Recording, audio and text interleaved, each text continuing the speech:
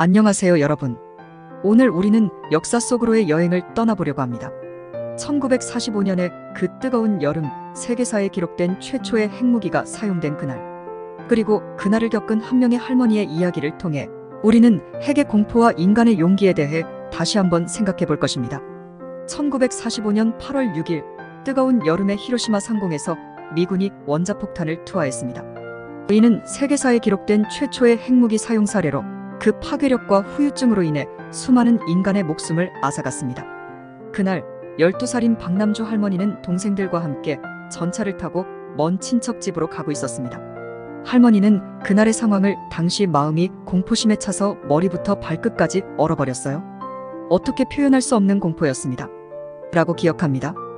히로시마 평화기념관에서 만난 박 할머니는 원자폭탄 투하 직전 희미하게 B-29 폭격기 소리를 들었다며 소리를 들은 순간 갑작스럽게 폭발이 일어났고 불기둥이 솟아올랐다고 회상합니다.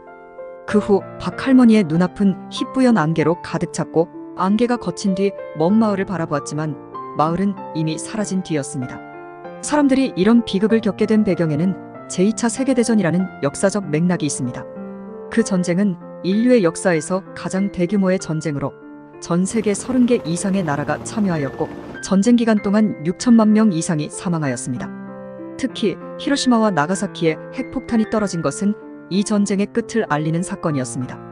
화상을 입은 사람들은 한 번 넘어지면 힘이 없어 다시 일어나지 못했고 쓰러진 채 뜨겁다, 도와주세요, 물 주세요라는 마지막 말들을 어렵게 내뱉었습니다.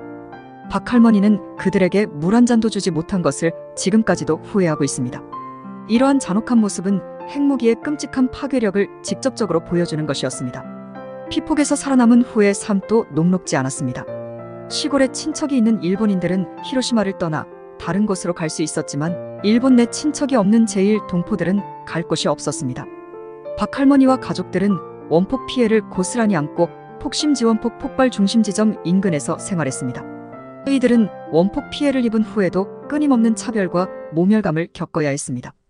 피폭 이후 박 할머니는 유방암과 피부암을 겪었고 살아남은 사람 대부분은 박 할머니처럼 암 등 각종 질병으로 피폭 후유증에 시달렸습니다. 한국원폭피해자협회는 한반도에서 강제징용 등으로 일본에 건너왔다가 히로시마에서 피폭된 피해자를 5만 명으로 추산하고 있습니다. 이 중 3만 명은 사망한 것으로 알려졌습니다. 이제 92살이 되려는 박 할머니는 건강이 허락하는 한 앞으로도 피폭 피해 알리는 증언 활동을 이어나갈 계획이라고 합니다. 그는 지금도 핵의 사용이 얼마나 끔찍한 것인지를 알기에 핵 사용을 막고 싶다라고 말합니다. 정부가 무엇을 더 해줬으면 하는지 물었을 때 할머니는 한국 정부나 일본 정부에 따로 원하는 건 없다라고 웃으며 답했습니다.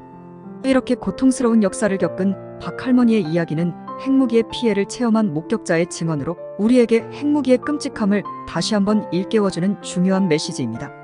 그리고 그녀의 삶은 평화를 위한 끊임없는 노력의 역사이기도 합니다. 이러한 증언은 우리가 과거의 아픔을 잊지 않고 그 아픔에서 배운 교훈을 미래로 전달하는 데 큰 도움이 됩니다. 그래서 이런 이야기를 들려주는 것은 역사의 중요성을 일깨워주는 일이며 우리 모두에게 평화를 위해 노력해야 하는 필요성을 상기시키는 일입니다. 이런 이야기들이 우리에게 평화의 중요성을 일깨워주기를 바라며 오늘의 영상을 마무리하겠습니다. 다음에 또 다른 이야기로 찾아뵙겠습니다. 모두 안녕히 계세요.